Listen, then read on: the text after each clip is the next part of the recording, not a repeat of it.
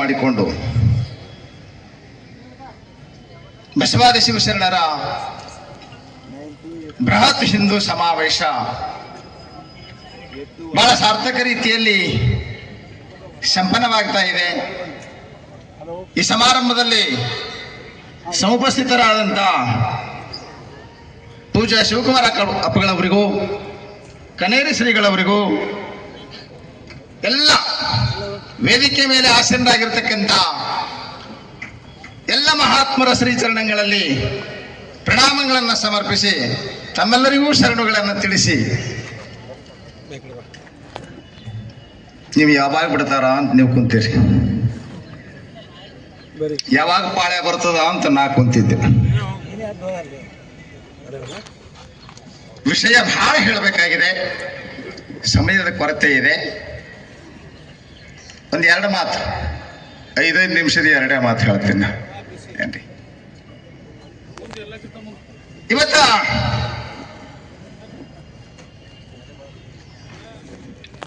ಬಸವಾದಿ ಶಿವಶರಣರ ಬೃಹತ್ ಹಿಂದೂ ಸಮಾವೇಶ. ಈ ಹಿಂದೂ ಎಂಬ ಪದ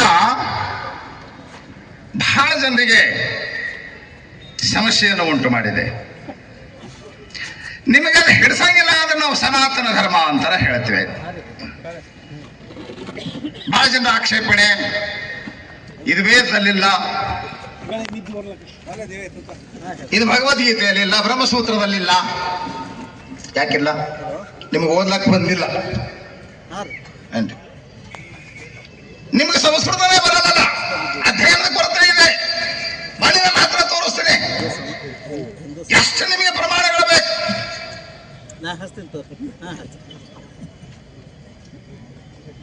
ಬಸವಣ್ಣವರ ವಚನದಲ್ಲೇ ನಿಮಗೆ ನಾನು ಬಸವಣ್ಣವರು ವೇದ ವಿರೋಧಿಗಳಲ್ಲ, ಆಗಮ ವಿರೋಧಿಗಳಲ್ಲ.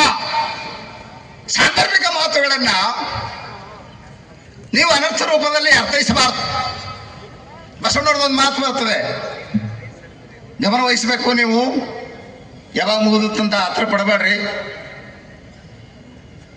ಸ್ವಲ್ಪ ಹೆಚ್ಚಾದ್ರೂ ಏನು ಸಮಸ್ಯೆ ಆಗೋದಿಲ್ಲ. ಪ್ರಪಂಚದ ಕೆಲಸಕ್ಕಾಗಿ ನಾವು ಎಷ್ಟೊಂದು ಸಮಯ ಕೊಡ್ತೀವಿ. ಇದು ಬಹಳ ಚಿಂತನೆಯ ವಿಷಯ ಐತಿ ಇವತ್ತು. ಏನ್ರಿ ಅಲ್ಲ, ಸಾಂದರ್ಭಿಕ ಮಾತುಗಳು ನಾವು ಹೆಂಗ ಅರ್ಥ ಮಾಡ್ತೀವಿ ನೋಡ್ರಿ. ನಾಗವ ಮಾಡಿದ ರಾವಣಂಗರೇ ಆಯುಷ್ಯ ಆಯಿತು ಅಂತ ಬಸವಣ್ಣ ಒಂದ್ ಕಡೆ ಹೇಳಿದ್ರು. ಬಸವಣ್ಣವರು ಆಗ ಬಸವಣ್ಣವರು ಆನು ಮನವೊಲಿದಂತೆ ಹಾಡುವೆ ಅಂತ ಹೇಳ್ತಾರೆ. ಇವನು ಬಿಡಿಸಿ ಹೇಳೋದು ಸ್ವಲ್ಪ ನಿಮಗೆ ಟೈಮ್ ಇಲ್ಲ, ನನಗೆ ಏನ್ ಮಾಡೋದು, ಬಹಳ ಅವಸರವಾಗಿ ಹೇಳ್ತಾ ಇದ್ದೀನಿ. ಅಂದ್ರೆ ಹಾಡಿದ್ರ ಭಜನೆ ಮಾಡಿದ್ರ ದೇವ್ರು ಒಲೆಯಂಗಿಲ್ಲ ಅಂತ ಒಂದ್ ಕಡೆ ಹೇಳಿದ್ರು. ನಾ ಹಾಡ್ತೀನಿ, ನನಗೆ ಹ್ಯಾಂಗ ಮನಸ್ಸಿಗೆ ಬರ್ತದ ಹಂಗ ಹಾಡ್ತೀನಿ ಅಂತ ಒಂದ್ ಕಡೆ ಅಂತಾರೆ. ಅಂದ್ರೆ 2 ಮಾತುಗಳು ವಿರೋಧ ಅನಿಸೋದಿಲ್ವಾ?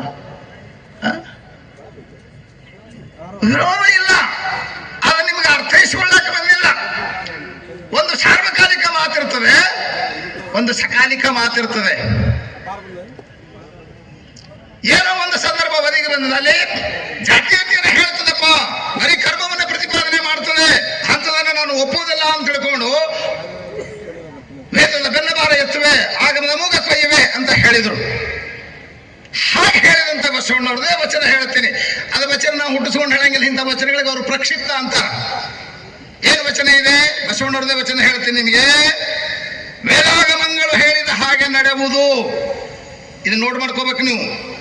ವೇದಾಗಮಗಳು ಹೇಳಿದ ಹಾಗೆ ನಡೆಯುವುದು, ಹೇಳಿದಂತೆ ನುಡಿಯುವುದು, ಮೀರಿ ನಡೆಯಲಾಗದು, ಮೀರಿ ನಡೆಯಲಾಗದು. ಮುಕ್ತಿ ಪದ ವೈದ್ಯವಾದ ಅಪಹಾಸ್ಯಕ್ಕೆ ಬಾರದೆ ಆಚಾರ ಮಾರ್ಗದಲ್ಲಿರಬಲ್ಲಡೆ ಕೂಡಲ ಸಂಗಮ ದೇವ ನೀಗನೇ ಬಲಿವ. ನಿಮ್ಗೆ ಉಳಿದ ಮಾತುಗಳು ಕಲ್ಪನೆ ಬರ್ತದೆ ಗೊತ್ತಿಲ್ಲ. ಆ ವಚನದ ಆರಂಭವನ್ನೇ ಗಮನಿಸಬೇಕು. ವೇದಾಗಮಗಳು ಹೇಳಿದ ಹಾಗೆ ನಡೆಯುವುದು ಅಂದ್ರೆ ಬಸವಣ್ಣವರು ವೇದ ವಿರೋಧಿಗಳಾದ್ರೆ ಈ ಮಾತು. ಅಲ್ಲಿ ವೇದದ ಬೆನ್ನಬಾರ ಎತ್ತುವೆ ಅಂತಾರ, ಆಗಮದ ಮೂಗ ಕೊಯ್ಯುವೆ ಅಂತಾರ. ಇಲ್ಲಿ ವೇದಾಗಮಗಳು ಹೇಳಿದ ಹಾಗೆ ನಡೆಯುವುದು ಅಂತಾರ. ಮತ್ತೆ ಆ ಮಾತು ಸತ್ಯವೋ ಈ ಮಾತು ಸತ್ಯವೋ? 2 ಸತ್ಯ. ನಿಮಗೆ ಅರ್ಥ ಮಾಡ್ಕೊಳಕ್ ಬಂದಿಲ್ಲ. ಅರ್ಥ ಮಾಡ್ಕೊಳ್ಳೋದ ಸಲುವಾಗಿ ಎಲ್ಲ ಅನರ್ಥವಾಗಿದೆ ಅಂತ ನಮಗೆ ಅನಿಸ್ತದೆ. ಹೇಳಿತ್ತು ಒಂದು ನೀವು ತಿಳ್ಕೊಳ್ಳೋದು ಒಂದು. ಸುಮ್ಮನೆ ತಮಾಷೆ ಹೇಳ್ತಿರ್ತೇನೆ. ಮುದುಕಿನ ದವಾಖಾನೆ ತೊಗೊಂಡು ಹೋಗಿದ್ನಂತ ಮೊಮ್ಮಗ. ಡಾಕ್ಟರ್ ಮುದುಕಿನೆಲ್ಲ ನೋಡಿಬಿಟ್ಟು ಔಷಧ ಕೊಟ್ಟು ಹೇಳಿದ್ನಂತ, ಲಿಕ್ವಿಡ್ ಮೆಡಿಸಿನ್ ಕೊಟ್ಟು ಅಳಗಿಸಾಡ್ ಹಾಕು ಅಂತ ಹೇಳಿದ್ನಂತ ಡಾಕ್ಟರ್. ಇವ ಅದನ್ನ ಸರಿಯಾಗಿ ಅರ್ಥ ಮಾಡ್ಕೊಳ್ಳಿಲ್ಲ, ಬಂದು ಮುದುಕಿನ ಅಳಗಿಸಾಡಿದ್ನಂತ. ಹಾಗಾಗಿದೆ, ಹೇಳಿದ್ದೊಂದು ಅರ್ಥೈಸಿಕೊಂಡಿದ್ದೊಂದಾಗಿದೆ ನಿಮ್ಮದು. ಹಾಗಾಗಿ ಬಸವಣ್ಣವರು ವೇದ ವಿರೋಧಿಗಳು ಅಂತಿರಲ್ಲ, ಈ ವಚನಕ್ಕೆ ಏನ್ ಹೇಳ್ತೀರಿ ನೀವು? ಎಲ್ಲೆಲ್ಲಿ ವಚನಗಳಿಗೆ ವೇದ ಆಗಮಗಳ ಸಂಸ್ಕೃತ ಶ್ಲೋಕಗಳನ್ನ ಎಲ್ಲಿ ಈ ವಚನ ಇದೇ ಹೇಳ್ತದೆ ಅಂತ ತಿಳ್ಕೊಂಡು ನಾವು ಆ ಶ್ಲೋಕವನ್ನು ಹೇಳಿದ್ರೆ ಅಥವಾ ವಚನದಲ್ಲೇ ಕಾಣ್ತೀವಿ ನಾವು.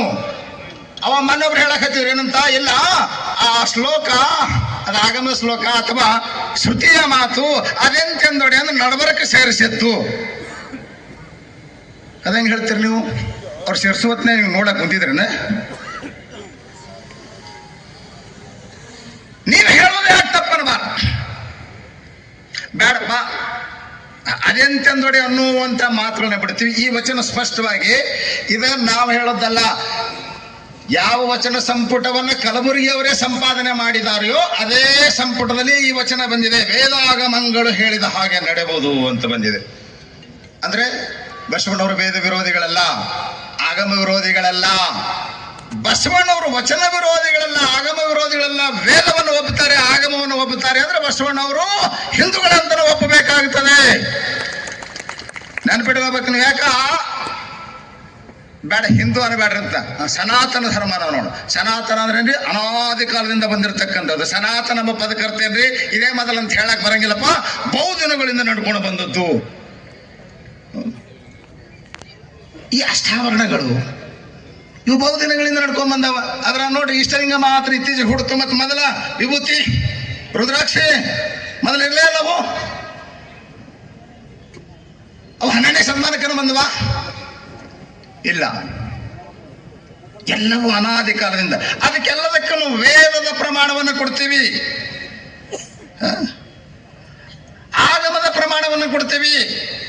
ಅಥರ್ವಣ ವೇದದಲ್ಲಿ ಸ್ಪಷ್ಟವಾಗಿ ಹೇಳ್ತದೆ ಏನಂತ ನೋಡಿ, ಋಗ್ವೇದದಲ್ಲಿ ಅಯಮ್ಮೇ ಹಸ್ತೋ ಭಗವಾನ್. ಈ ಸಂಸ್ಕೃತ ಅರ್ಥವೇ ಆಗೋದಲ್ಲ ಅವರಿಗೆ. ಈ ಹಸ್ತದಲ್ಲಿರುವಂತಹ ಭಗವಂತನು ಅತ್ಯಂತ ಶ್ರೇಷ್ಠನಾಗಿರುವಂತವನು. ಹಸ್ತದಲ್ಲಿರುವಂತ ಭಗವಂತ ಮತ್ಯಾರಿ? ಎಲ್ಲ ಅದು ಬ್ಯಾರೆ ಲಿಂಗಿತ್ತು, ಅದಕ್ಕೆ ಬ್ಯಾರೆ ರೂಪ ಕೊಟ್ರು. ಆಗಿರ್ಬೋದು, ಸ್ವಲ್ಪ ವ್ಯತ್ಯಾಸನೂ ಆಗಿರ್ಬೋದು, ಇಟ್ಕೊಳ್ಳೋಣ ಏನ್ರಿ. ಮೊಬೈಲ್ ಮೊದಲೊಂದು ನಮ್ನಿ ಇತ್ತ, ಮುಂದೆ ಬರ್ತಾವ. ದೂರವಾಣಿ ಮೊದಲೊಂದು ನಮ್ನಿ ಇತ್ತು, ಮತ್ತೊಂದು ಸ್ವಲ್ಪ ವ್ಯತ್ಯಾಸ ಆಗಿರ್ಬೇಕು. ಇದು ಇರಲೇ ಇಲ್ಲ ಅಮ್ಮ ಮಾತು ಎಷ್ಟು ಸರಿ ನೋಡ್ರಿ. ಸ್ಪಷ್ಟವಾಗಿ ಸಾಮವೇದದಲ್ಲಿ ಹೇಳ್ತದೆ ಏನಂತ, ಋಷಯ ಶಿವಲಿಂಗಂ ಧಾರಯಂತಿ ಅಜಹರಯ ಶಿವಲಿಂಗಂ ಧಾರಯಂತಿ. ಋಷಿಗಳು ಶಿವಲಿಂಗವನ್ನು ಧರಿಸ್ತಾ ಇದ್ರು, ಅಜಹರಿಗಳು ಕೂಡ ಶಿವಲಿಂಗವನ್ನು ಧರಿಸ್ತಾ ಇದ್ರು.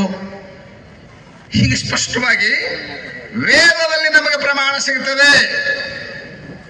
ಆಗಮಗಳಲ್ಲಂತೂ ಸಾಕಷ್ಟು ವಚನ ಸಿದ್ಧಾಂತ ಏನಿದೆ ಅದು ಆಗಮದಲ್ಲಿ ಎಲ್ಲಾ ಕಾಮಿಕಾತ್ ಎಲ್ಲಾ ಆಗಮಗಳಲ್ಲಿಯೂ ನಾವು ಸಾಕಷ್ಟು ಇವಕ್ಕೆಲ್ಲ ಪುರಾವೆಯನ್ನು ಒದಗಿಸ್ತೀವಿ. ಆದ್ರೂ ಕೂಡ ನೀವು ಇದು ಇತ್ತೀಚೆಗೆ ಬಂದದ್ದು, ಇದು ಬ್ಯಾರೇನೆ ಐತಿ, ಇದು ಬ್ಯಾರೇನೆ ಐತಿ ಅಂತ ಕುಂತಿರಲ್ಲ. ಏನು ಬ್ಯಾರೆ ಅದೈತಿ?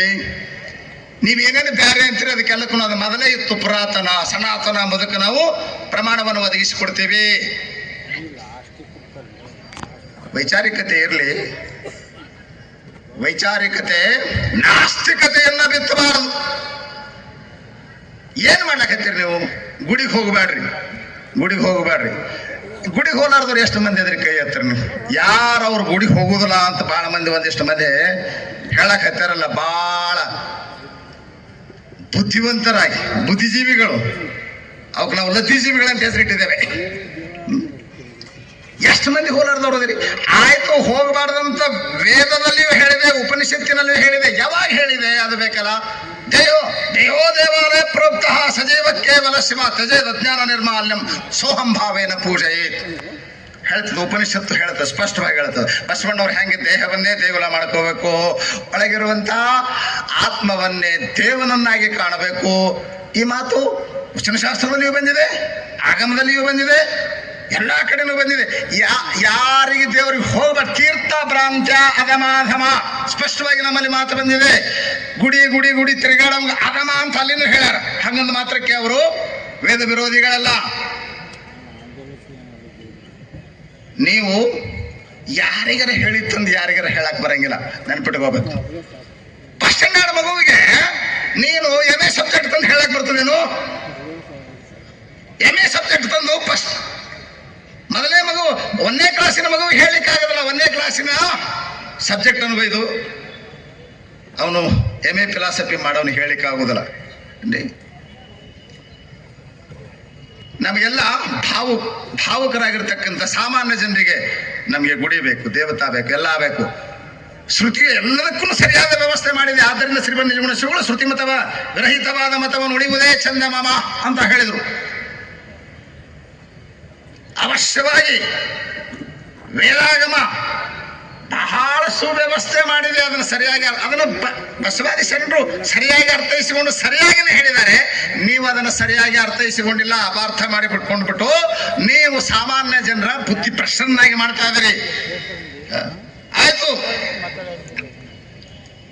ಇದು ಲಿಂಗ ಉಪಾಸನೆ. ಲಿಂಗ ಉಪಾಸನೆ ಇದು ಸಗುಣ ಉಪಾಸನೆ. ಯಾರ್ಯಾರಿಗೆ ಯಾವ್ದಾವ್ದಷ್ಟು ಲಿಂಗ ರೂಪದಲ್ಲಿ ಪೂಜೆ ಮಾಡ್ಬೇಕಂತ ಅನಿಸ್ತು, ಮತ್ತೊಬ್ಬನಿಗೆ ಶಿವನ ರೂಪದಲ್ಲಿ, ವಿಷ್ಣುವಿನ ರೂಪದಲ್ಲಿ, ಗಣೇಶನ ರೂಪದಲ್ಲಿ ಒಂದೇ ಚೈತನ್ಯ ವಸ್ತು. ನಿನಗೆ ಯಾವ ರೂಪ ಯಾವ ನಾಮ ಹಿಡಿಸ್ತದೋ ಆ ನಾಮ ರೂಪದಲ್ಲಿ ಆರಾಧಿಸುವಂತ ಬಸವಣ್ಣವರು ಹೇಳಾರ. ವೇದವು ಹೇಳುತ್ತದೆ ಏಕಂ ಸತ್ವಿಪ್ರಾ ಬಹುಧಾ ವದಂತಿ ಎಂಬುದು ಇದು ಶ್ರುತಿ ಮಾತು. ಅದನ್ನೇ ಬಸವಣ್ಣವರು ದೇವನೊಬ್ಬ ನಾಮ ಹಲವು ಅಂತ ಹೇಳಿದ್ರು. What is the difference? ಏನ್ ಪರಕಿದೆ ಹೇಳ್ರಿ?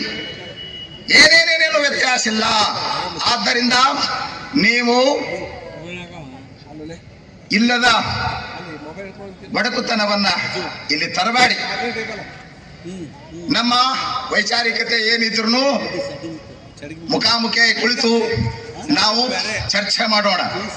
ಆದ್ರೆ ಸಾಮಾನ್ಯ ಜನರಲ್ಲಿ ನಾವು ಗುಡಿಗೆ ಹೋಗಬೇಡ, ಕುಂಕುಮ ಹಚ್ಕೋಬೇಡ. ಯಾರು ಕುಂಕುಮ ಹಚ್ಕೋಬಾರ್ದು? ಯಾಕೆ ಹಚ್ಕೋಬಾರ್ದು? ವಿಭೂತಿನೂ ಭೌತಿಕ ಪದಾರ್ಥವೇ, ಕುಂಕುಮ ಭೌತಿಕ ಪದಾರ್ಥವೇ, ಗಂಧವೂ ಭೌತಿಕ ಪದಾರ್ಥವೇ. ಏನು ವ್ಯತ್ಯಾಸ ಇದೆ? ಭಾವಭರಿತನಾಗಿ ಹಚ್ಕೊಂಡ್ರೆ ಅದ್ರ ಫಲ ಕೊಡುತ್ತದೆ. ಇಲ್ಲದೆ ಹೊರ ಕತ್ತಿ ಬೂದಿ ಒಳಗೆ ಬಿದ್ದು ಒದ್ದಾಡ್ದಂಗೆ ಆಗ್ತದೆ ಅಂತ ಹೇಳ್ಕೊಂಡ್ ಬಂದಿದ್ದಾರೆ. ಅದೇ ಸಣ್ಣ ಹೇಳ್ಕೊಂಡ್ ಬಂದಾರೆ. ಯಾವ್ದು ಹಚ್ಚಿದ್ರೆ ಏನೈತಿ ಏನ್ರಿ? ಒಳಗೆ ಚಲೋ ವಿಚಾರ ಇರ್ಬೇಕಷ್ಟೇ. ಒಳ ತಲೆಯಾಗ ಹೊಲಸು ವಿಚಾರ ತಂದ್ಕೊಂಡು ಮ್ಯಾಲೆ ಭಾರಿ ಚಂದ ವಿಭೂತಿ ಹಚ್ಕೊಂಡು ಏನು ಫರ್ಕ ಐತಿ? ಏನು ವ್ಯತ್ಯಾಸ? ಆದ್ದರಿಂದ ಅವರಂತಾರ ಇವು ಬಹಳ ಹೊರಗಿನ ಸಾಮಾನ್ಯ ವಿಚಾರಕ್ಕೆ ನೀವು ಬಹಳ ತಲೆ ಕೆಡಿಸ್ಕೋಬೇಡ್ರಿ. ಅಗಾಧವಾದಂಥ ತತ್ವಜ್ಞಾನ ವಚನ ಸಾಹಿತ್ಯದಲ್ಲಿದೆ. ಆ ತತ್ವಜ್ಞಾನ ಹೇಳಿಕೆ ಪ್ರಯತ್ನ ಮಾಡಿ ಏನ್ರಿ. ಆದ್ದರಿಂದ ನಾವು ಒಂದೇ ಹೇಳೋದು, ಇವತ್ತ ವಚನ ಸಾಹಿತ್ಯ, ವಚನ ಸಿದ್ಧಾಂತ ಏನು ಹೇಳ್ತದೋ ಅದೆಲ್ಲವೂ ಆಗಮ ವೇದದಲ್ಲಿ ಎಲ್ಲವೂ ಇದೆ. ಏನಿಲ್ಲ ಬಂದು ಕೇಳಿ, ನಾವು ಹೇಳ್ತೀವಿ, ಉತ್ತರ ಕೊಡ್ತೀವಿ ಅದಕ್ಕೆ. ಆದ್ದರಿಂದ ಸಾಮಾನ್ಯ ಜನರ ಆಸ್ತಿಕ್ಯ ಭಾವನೆಯನ್ನು ಕೆಡಿಸಬಾರದು. ನಮ್ಮ ದೇವರುಗಳ ಮೇಲೆ ಇವರು ಇಲ್ಲದ ಆಪಾದನೆ ಮಾಡ್ತಾ ಇದ್ದಾರ. ಶ್ರೀಮನ್ ನಿಜಗುಣ ಶಿವಗಳು ನೋಡ್ರಿ, ಒಮ್ಮೆ ಗಣಪತಿಗೆ, ಒಮ್ಮೆ ನಂದೀಶ್ವರಂಗೆ, ಒಮ್ಮೆ ವೀರೇಶಂಗೆ ಎಲ್ಲಾ ದೇವತೆಗಳು ಸ್ತುತಿ ಮಾಡ್ತಾರೆ. ಬರೀ ಅವ್ರೊಬ್ಬರೇ ಅಲ್ಲ, ಎಲ್ಲರೂ ಮಾಡ್ಯಾರ. ಇವರು ಶಿವನೇ ಬ್ಯಾರೆ ಅಂತ ಅದೇ ಅಂತವದ ನಮ್ಮ ಶಿವ ಏನ್ರಿ. ಈಗ ನೋಡ್ರಿ, ಪಾರ್ವತಿ ಪತಾಯೇ ಹರ ಹರ ಮಹಾದೇವ ಆಗಿ ಬರಂಗಿಲ್ಲ. ಪರಾಪತಿ ಅಂತ ಜೈ ಹಿಡಿತಾರೆ. ಪರಾಪತಿ ಅನ್ನೋದಕ್ಕೆ ಅರ್ಥವೇ ಇಲ್ಲ. ಬಹಳ ನೀವು ವೈಚಾರಿಕತೆಯನ್ನು ಮಾಡಿ ನಾಸ್ತಿಕತೆಯನ್ನು ತುಂಬಬೇಡ್ರಿ ಏನ್. ಸಾಮಾನ್ಯರಿಗೆ ಒಂದಿಷ್ಟು ನಂಬಿಕೆ ಬೇಕು. ನೀವು ಬೇಕಾದ್ರೆ ಅದು ಮೂಢನಂಬಿಕೆ ಅನ್ಕೊಡ್ರಿ, ಒಮ್ಮೊಮ್ಮೆ ಬೇಕಾಗ್ತದ ಏನ್ರಿ. ಇವೆಲ್ಲ ನಮ್ಮ ಮೂಲ ನಂಬಿಕೆಗಳದಾವ. ಇವು ಕಲ್ಲು ದೇವ್ರಂದ್ರಿ, ಮಣ್ಣು ದೇವ್ರಂದ್ರಿ. ಕಲ್ಲು ದೇವ್ರೆ, ಮಣ್ಣು ದೇವ್ರೆ. ಕಲ್ಲಿಲ್ಲದೆ ನಿಮಗೆ ಮನೆ ಕಟ್ಕೊಳಕ್ ಆಗಂಗಿಲ್ಲ, ಮಣ್ಣಿಲ್ಲದೆ ಮಣ್ಣು ತಿನ್ನಬೇಕಾಗ್ತದೆ. ಹೌದು, ಮೂರ್ತಿ ಪೂಜೆಯನ್ನ ನಿರಾಕರಣೆ ಮಾಡಿದ್ರು. ಅಲ್ಲೆಲ್ಲ ಉಪನಿಷತ್ತು ವಿಚಾರ ಆಗಿರ್ಬೋದು, ಆಗಮದ ವಿಚಾರ ಆಗಿರ್ಬೋದು. ಕೊನೆಗೆ ಅಮೂರ್ತ ಪರತತ್ವವನ್ನ ಮುಟ್ಟಬೇಕಂತಾನೆ ಹೇಳ್ತವೆ. ಆದ್ರೆ ಆ ಸಾಮರ್ಥ್ಯ ಬರುವುದನ್ನು ನಾವು ಮೂರ್ತಿಯನ್ನ ಆರಾಧಿಸಲೇಬೇಕಾಗ್ತದೆ. ಏನೆಲ್ಲ ಗುಡಿ ಕೆಡೋದಕ್ಕಾಗ್ತದೆ. 1 ಕೋಟಿಗಿಂತಲೂ ಹೆಚ್ಚು ಗುಡಿ ಅದಾವ ಭಾರತ ತುಂಬಾ. ಅವ್ ಗುಡಿ ಕೆಡೋರು ಹಿಂದೆ ಬಹಳ ಮಂದಿ ಇದ್ರು. ಇವ್ರು ಅವ್ರ ಜೊತೆ ಇವ್ರು ಸೇರ್ಕೊಳಕತ್ತಾರೆ ಏನ್ರಿ? ನಮ್ಮ ಗುಡಿಗಳಿಗೆ ಕೆಡಗೊಡಂಗಿಲ್ಲ. ನಾವು ನಮ್ಮ ಸಂಸ್ಕೃತಿಯನ್ನ ಹಾಳು ಮಾಡಿಕೊಡಂಗಿಲ್ಲ. ಅದಕ್ಕ ಕಂಕಣಬದ್ಧರಾಗಿ ನೋಡಿ. ಇವೆಲ್ಲ ನಮಗೂ 20 ವರ್ಷದಿಂದ ತಲೆ ತಿಂತಿದ್ವು. ಇದು ಬೆಕ್ಕಿ ಗಂಟೆ ಯಾರು ಕಟ್ಟಬೇಕನ್ನುವಂತ ಲೆಕ್ಕದಾಗಿದ್ದೆವು. ಗಂಟೆ ಕಟ್ಟದವ್ರು ಕನೇರಿ ಹಬ್ಬಗಳು ನೋಡ್ರಿ. ಮುಂದಾದ್ರವರು ನಾವು ಇವಾಗ ಗಂಟೆ ಬಾರಿಸ್ಕೊಂತ ಹಿಂದ ಹೊಂಟಂಗಾಗಿದೆ ಇವಾಗ. ಬೇಡ, ನೀವು ನಿಮ್ದೇನೈತಿ ಹೇಳ್ರಿ. ನೀವು ಇನ್ನು ಮುಂದೆ ನೀವು ಗುಡಿಗೆ ಹೋಗಬೇಡ್ರಿ. ನೀವು ಸಂಸ್ಕೃತ ನೋಡಿ. ಸಂಸ್ಕೃತ ನನ್ದು ಒಂದು ಪ್ರಶ್ನೆ ಬಹಳ ಮಹತ್ವದಿದೆ, ನೆನ್ಪಿಟ್ಕೊಂಡು ಕೇಳಬೇಕಿದೆ. ಒಂದು ಮಾತು ಹೇಳ್ಬಿಡ್ತೀನಿ. ಶ್ರೀ ಗುರು ಬಸವಲಿಂಗಾಯ ನಮಃ. ಇದು ಸಂಸ್ಕೃತನೇನು ಕನ್ನಡನು? ಮೊದಲು ಓಂ ಶ್ರೀ ಗುರು ಬಸವಲಿಂಗ ನೆನ್ಬಿಟ್ಟು ಬರೀ ಶ್ರೀ ಗುರು ಬಸವಲಿಂಗಾಯ ನಮಃ ಆಯ್ತು. ನೋಡ್ರಿ, ಬಸವಣ್ಣ ಮ್ಯಾಗ ನನಗೆ ಬಹಳ ಭಕ್ತಿ ಐತೆ, ನೆನ್ಪಿಟ್ಕೊಡ್ರಿ. 12 ವರ್ಷ ಬಸವೇಶ್ವರ ಮಂದಿರದಲ್ಲಿ 1 ವರ್ಷ ಬಿಡ್ಲಾರ್ದಂಗ 12 ವರ್ಷ ಬಸವ ತತ್ವದ ಮೇಲೆ ಪ್ರವಚನ ಮಾಡಿದವದೇ ನಾನು. ಎಲ್ಲರಿಗೂ ಗೊತ್ತದಿಲ್ಲ, ಇದ್ದವ್ರು ಬಹಳ ಮಂದಿಗೆ ಏನ್ರಿ. ಯಾರ 12 ಮಂದಿ ಬರ್ತಿದ್ದಿಲ್ಲ ಮೊದಲ. ಇಡೀ ಗುಡಿ ತುಂಬಿಸ್ತವ್ರು ನಾವದೀವಿ ಮೊದಲ. ಇವ್ರು ಭೇದ ಬುದ್ಧಿ ಹುಟ್ಟಿಸಿ ನಮ್ಮನ್ನು ಹೊರಗೆ ಹಾಕಿದಾರೆ ಅಷ್ಟೇ ಏನ್ರಿ. ಬಸವಣ್ಣನ ಮ್ಯಾಗ ಭಾಳ ಅಪಾರ ಅಭಿಮಾನ ಐತಿ. ವಚನ ಸಾಹಿತ್ಯದ ಮೇಲೆ ಭಾಳ ಅಪಾರ ಅಭಿಮಾನ ಐತಿ. ಆದ್ರೆ ನೀವು ನಮ್ಮ ಸಂಸ್ಕೃತಿ ಆಚಾರ ವಿಚಾರದ ಮೇಲೆ ಪ್ರಹಾರ ಮಾಡ್ತಾ ಇರೋದ್ರಿಂದ ಅದನ್ನು ಸಹಿಸಬಾರ್ದು ಅಂತ ತಿಳ್ಕೊಂಡು ನಾವು ಇವಾಗ ಎದ್ದು ಬಂದಿದ್ದೇವೆ ಅಷ್ಟೇ ಏನ್ರಿ. ನೀವಿನ ಮೇಲೆ ಕೇಳ್ಬೇಕೇನ್ರಿ. ಗುಡಿಗೆ ಹೋಗಬಾರದು, ಕುಂಕುಮ ಹಚ್ಚಬಾರದು. ನೋಡ್ರಿ, ಆಶ್ಚರ್ಯದ ಮಾತು ಹೇಳ್ತೀನಿ ನಿಮಗೆ. ರುದ್ರಾಭಿಷೇಕ ಬೇಡ. ರುದ್ರಾಧ್ಯಾಯದ ನಮಃ ಶಿವಾಯ ಮಂತ್ರ ಅದು ಬೇಕು. ಇವ್ರಿಗೆ ವೇದ ಬೇಡ, ರುದ್ರ ಬೇಡ. ಋಗ್ವೇದದ ರುದ್ರಾಧ್ಯಾಯದ ನಮಃ ಶಿವಾಯ ಎಲ್ಲಿ ಬಂದ? ನಮಃ ಶಿವಾಯ ಚ ಶಿವತರಾಯ ನಮಃ ಶಿವಾಯ ಎಂಬುದಕ್ಕದನ್ನ ನೀವು ಆ ಮಂತ್ರವನ್ನು ತೆಗೆದು ಹಾಕಿಬಿಟ್ರ ವಚನ ಸಿದ್ಧಾಂತ, ಶರಣ ಸಿದ್ಧಾಂತ ಎಲ್ಲವೂ ಬಿಟ್ಟು ಹೋಗ್ತದೆ. ಬಿಟ್ಕೊಳ್ಳಿಕ್ ಸಾಧ್ಯ ಆಗ್ತದೆ ನಮಃ ಶಿವಾಯ ಮಂತ್ರ ಅಂತಕ್ಕಂಥದ್ದು. ಯಾರು ಹೇಳ್ತಾರೆ ಹೇಳ್ರಿ ನಾಳೆಗೆ? ಯಾರು ಸ್ಟೇಟ್ಮೆಂಟ್ ಕೊಡ್ತಾರೆ ಕೊಡ್ ನಾಳೆ? ನಮಃ ಶಿವಾಯ ಬೇಕಾಗಿಲ್ಲ ಶರಣ ಸಿದ್ಧಾಂತಕ್ಕ. ಏನಾಗಿದೆ ಮಂತ್ರ, ಏನಾಗಿದೆ ತಂತ್ರ, ಏನಾಗಿದೆ ಕಾಮಧೇನು ಕಲ್ಪವೃಕ್ಷ ಅಂತ ಬಸವಣ್ಣವ್ರು ಹೇಳ್ತಾರೆ. ಆ ಮಂತ್ರದ ಮಹಿಮೆಯನ್ನು ವರ್ಣ ಮಾಡ್ತಾ ಇದ್ದಾರೆ. ಬಿಟ್ಕೊಡ್ತೀರಿ ನೀವು ಅದನ್ನ? ನಮಃ ಶಿವಾಯವನ್ನು ಬಿಡ್ಲಿಕ್ಕೆ ಆಗೋದಿಲ್ಲ. ಓಂ ನಮಃ ಶಿವಾಯ ಷಡಕ್ಷರ ಮಂತ್ರ, ನಮಃ ಶಿವಾಯ ಪಂಚಾಕ್ಷರ ಮಂತ್ರ. ಅದು ವಚನ ಸಾಹಿತ್ಯದ ಶರಣ ಸಿದ್ಧಾಂತದ ಜೀವನವಾಗಿದೆ. ಅದು ಎಲ್ಲಿ ಬಂತಪ್ಪ? ವೇದದಲ್ಲಿ ಬಂದದ್ದು. ಋಗ್ವೇದದ ರುದ್ರಾಧ್ಯಾಯದಲ್ಲಿ ಬಂದಿರತಕ್ಕಂಥದ್ದು. ನೀವು ನಮಃ ಶಿವಾಯ ಅಂತೀರಿ ಅಂತಂದ್ರೆ ವೇದ ಒಪ್ಪದಂಗನ, ವೇದ ಒಪ್ಪಿದ್ರ ಹಿಂದೂ ಅಂದಂಗನ, ಮತ್ತಿನ್ನೇನು? ಇವೆಲ್ಲ ಬಹಳ ಮಹತ್ವದ ವಿಚಾರಗಳಿವೆ. ಇನ್ನು ಮುಂದೆ ಹೇಳ್ಕೊಂತ ಹೋಗ್ತೀವಿ. ಹೆಂಗೋ ಮಳ್ಯಾಗ ತೋರಿಸ್ಕೊಂಡಂಗೆ ಆಗಿದೆ ಈಗ ಏನ್ರಿ. ಮಳ್ಯಾಗ ತೋರಿಸ್ಕೊಂಡ ಮೇಲೆ ಹೆದರುದೇನು ಅಂತಾರಲ್ಲ, ಏನೇನು ಆಕ್ಷೇಪಣೆ ಐತೆ ಅವ್ರು ಆಕ್ಷೇಪಣೆ ಮಾಡಲಿ. ಅದಕ್ಕೆಲ್ಲಕ್ಕೂ ನಾವು ಇನ್ನು ಆನ್ಸರ್ ಮಾಡಲಿಕ್ಕೆ ನಾವಲ್ಲ, ನೀವು ತಯಾರಾಗಬೇಕು ಇನ್ನು ಮೇಲೆ ಏನ್ರಿ. ಮೊದಲು ನೀವು ತಯಾರಾಗಬೇಕು. ನಿಮ್ಮನ್ನು ತಯಾರು ಮಾಡ್ಬೇಕಂತನ ಕಾಲಾಗ ಚಕ್ರ ಕಟ್ಕೊಂಡು ಕನೇರಿ ಅಪ್ಪಗಳು ಹಳ್ಳಿಗೆ ದಿಲ್ಲಿಗೆ ತಿರುಗಾಡ್ತಾ ಜಾಗೃತಿಯನ್ನು ಮೂಡಿಸ್ತಾ ಇದ್ದಾರೆ. ನಮ್ಮ ಸನಾತನ ಸಂಸ್ಕೃತಿ ಅಂದ್ರೆ ಇನ್ನೇನೆಲ್ಲ ಆಗಮ ನಿಗಮದ ಮೂಲದಿಂದ ಹರಿದು ಬಂದಂತ ಸಂಸ್ಕೃತಿ ಸನಾತನ ಸಂಸ್ಕೃತಿ. ಅದುವೇ ಬಸವ ಸಂಸ್ಕೃತಿ, ಅದೇ ಶರಣ ಸಂಸ್ಕೃತಿ. ಏನು ವ್ಯತ್ಯಾಸ ಇಲ್ಲ ಏನ್ರಿ. ಬಹಳ ಸಮಯ ಆಗ್ತಾ ಬಂತು. ಮತ್ತ ಇವತ್ತು ನೋಡ್ರಿ, ಇವತ್ತು ಅವ್ರ ಪವಾಡ ಒಪ್ಪಂಗಿಲ್ಲ. ನಾವು ನೋಡ್ರಿ ಇವತ್ತು ಪವಾಡನ ಅಂತೀವಿ. ನಮ್ಮ ಮುಸಳಂಬದೊಳಗೆ ವಿಪರೀತ ಮಳೆ ಬಿದ್ದಿದೆ. ಏನಪ್ಪಾ, ನಾವು ಇಷ್ಟೆಲ್ಲ ಕಷ್ಟಪಟ್ಟು ಪ್ರಯತ್ನ ಮಾಡಿ ಕಾರ್ಯಕ್ರಮ ಮಾಡಕತ್ತಿದ್ದೇವೆ. ಪ್ರಕೃತಿ ಸಾಥ್ ಕೊಡ್ತದ ಇಲ್ಲ ಅಂತಂದ್ರೆ ಈ ಕಾರ್ಯಕ್ರಮ ಬಸವಣ್ಣನಿಗೂ ಸಮ್ಮತ, ಪ್ರಕೃತಿಗೂ ಸಮ್ಮತ, ಪರಮಾತ್ಮನಿಗೂ ಸಮ್ಮತ ಅಂತ ಹೇಳ್ಕೊಂಡನೆ ಅಲ್ಲಿ ಮಳೆ ಬಿದ್ರು, ಇಲ್ಲಿ ಮಳೆ ಬಂದಿಲ್ಲ ಏನ್ರಿ. ಇದು ನಮ್ಗೆ ಪವಾಡನೇ ಅನಿಸ್ತದೆ. ಇದು ಬಸವಣ್ಣನ ಪವಾಡ ಏನ್ರಿ, ಪ್ರಕೃತಿಯ ಪವಾಡ. ಮತ್ತೇನೇನು ಹೇಳ್ರಿ. ನಾವು ಕಾರ್ಯಕ್ರಮ ಮಾಡ್ಬೇಕಂತ ಹೇಳಿ ಕಲ್ಯಾಣಕ್ಕೆ ಹೊಂಟಾಗ ವಿಪರೀತ ಮಳೆ ಐತೆ ಅಲ್ಲಿ. ಇಲ್ಲಿ ಬಂದು ನೋಡ್ತೀವಿ, ಒಂದು ಹನಿ ಮಳೆ ಇಲ್ಲ. ಬಡದ್ರಾಗನ ಮೋಡ ಹೊತ್ಕೊಂಡ ನಿಂತಿದ್ದು ಮಳೆ. ನಾವು ಪ್ರಾರ್ಥನೆ ಮಾಡಿದೆವು, ಇಷ್ಟೆಲ್ಲ ಪ್ರಯತ್ನ ಮಾಡಿ ಕಾರ್ಯಕ್ರಮ ಮಾಡ್ತಾ ಇದ್ದೇವೆ. ಇಷ್ಟೆಲ್ಲ ನೂರಾರು ಜನ ಅಲ್ಲ, 300ಕ್ಕಿಂತ, ನಾವು 300 ಜನ ಅನ್ಕೊಂಡಿದ್ದೇವೆ, 300ಕ್ಕಿಂತಲೂ ಹೆಚ್ಚು ಜನ ಸ್ವಾಮಿಗಳೆಲ್ಲ ಬಂದಿದ್ದಾರೆ. ಬಹಳ ಸುಂದರವಾಗಿ ಕಾರ್ಯಕ್ರಮ ಸಂಪನ್ನವಾಗಿದೆ. ಎಲ್ಲರೂ ಸಹಕರಿಸಿದ್ದೀರಿ. ತಮ್ಮೆಲ್ಲರಿಗೂ, ಎಲ್ಲ ಪೂಜ್ಯರಿಗೂ ನಮನಗಳನ್ನು ಹೇಳಿ ನನ್ನ ಮಾತು ಮುಗಿಸ್ತೀನಿ.